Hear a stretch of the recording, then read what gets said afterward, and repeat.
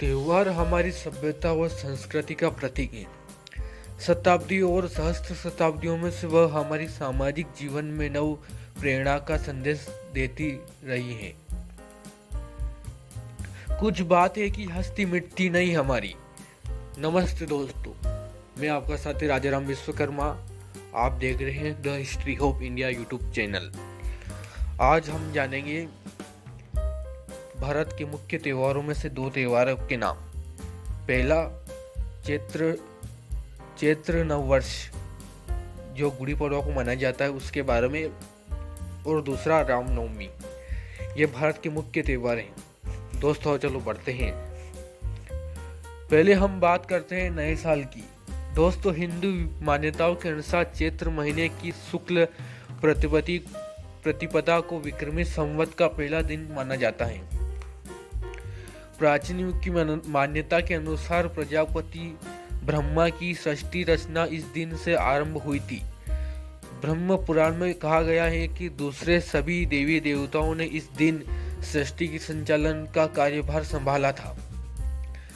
नवरात्रि का आरंभ भी इस दिन हुआ था। शाक्त लोग अपनी व्रत अनुष्ठान आदि इसी दिन से आरंभ करते हैं और समूचा वर्ष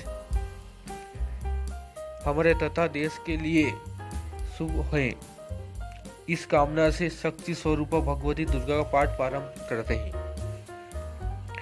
वैदिक युग में समस्त नागरिक प्रातः काल स्नान करके गंध अक्षर पुष्प जल लेकर विधिवत संवत्सर का पूजन करते हैं और परस्पर एक दूसरे से मिलकर हरे भरे सरसों के पीले फूलों के परिधान में लिपटे खेतों में जाकर नई फसलों का दर्शन करते हैं।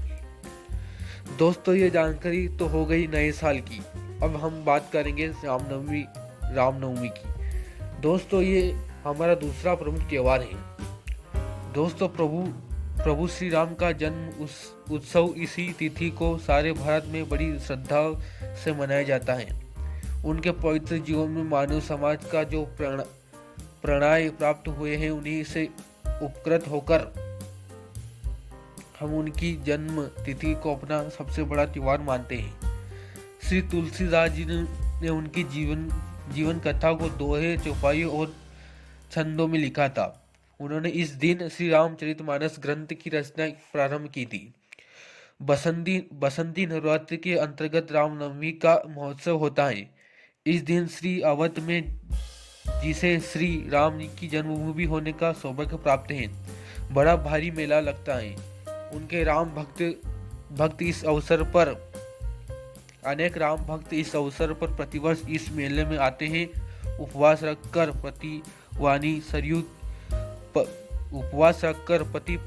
पति पावनी सरयू के जल में स्नान करते हैं।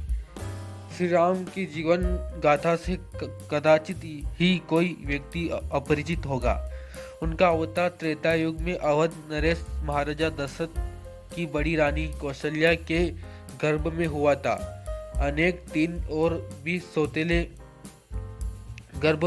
उनके 3 और भी सौतेले भाई थे, परंतु चारों भाई का प्रेम हमारे देश जीवन के लिए आदर्श प्रेम का प्रतीक था।